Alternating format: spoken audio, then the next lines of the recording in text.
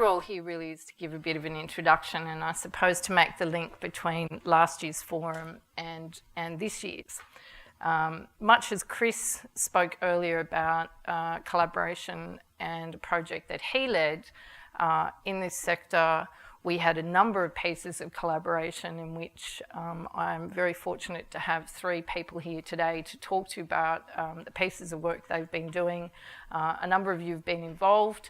I've been involved, but as I said, I want to make the connection between last year's forum and this year's forum.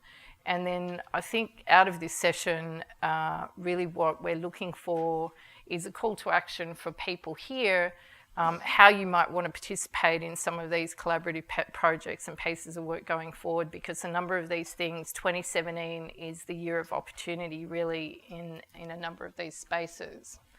So I won't read all of this out. There's nothing worse than somebody who reads a slide back to you when it's sitting up on the wall. But these are a number of things that people said at last year's Foresighting Forum. So essentially they went to, it's a challenging time. There's a transition in energy markets, the complexity across the NEM.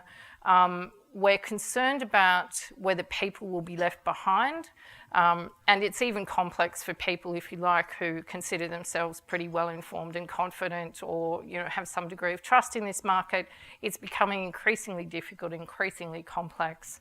And it's also that what we're looking at is traditional protections are not actually playing the role that they've played in the past. So we've heard a bit about embedded networks today from Carly. There's exemption frameworks for selling of solar and other things.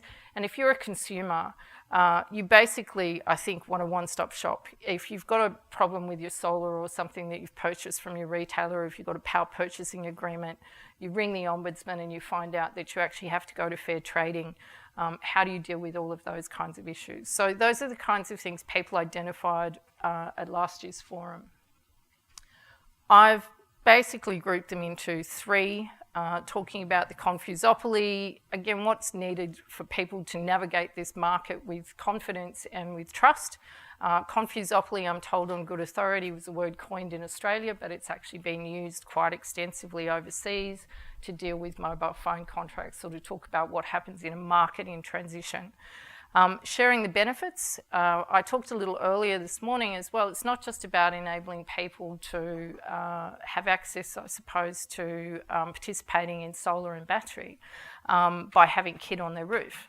But it's actually how do we all participate in the benefits of those shared resources. We no longer have simply a grid supplied electricity that's all going to be a long way away from where we are as consumers. So how do we ensure in that nobody's left behind? And the third thing is the safety net. And a safety net that's adequate to protect vulnerable consumers in an increasingly complex market.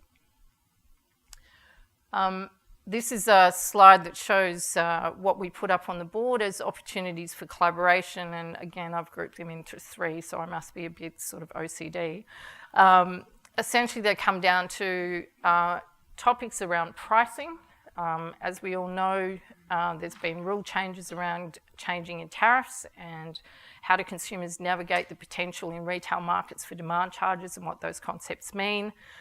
Thinking about behavioural research and what that tells us about how people respond to price signals, and that's all very much in its infancy, but it was certainly an area that we thought we could benefit from sector collaboration rather than all of us having to deal with it individually, whether we're talking about industry or whether we're talking about advocacy groups or whether we're talking about regulators.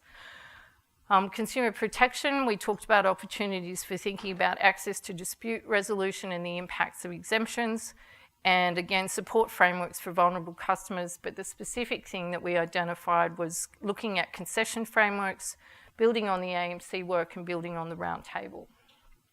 For those of you who don't have that long memory, there was a National Affordability Roundtable that was held in 2012, I think, 13, auspiced by the Energy and Water Ombudsman in New South Wales and the Retailers Association at the time. So it's bringing some of that work forward.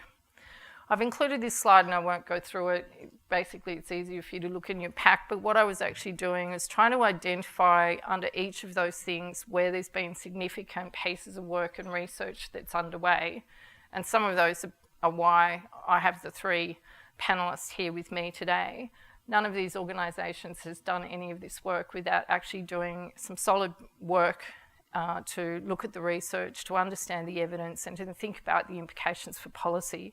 And I think it's a testament to all of them as well. What they've done is done it in a collaborative way, and I think you'll all benefit from hearing the results of their work. So that's it from me, and I'll hand over to Lauren.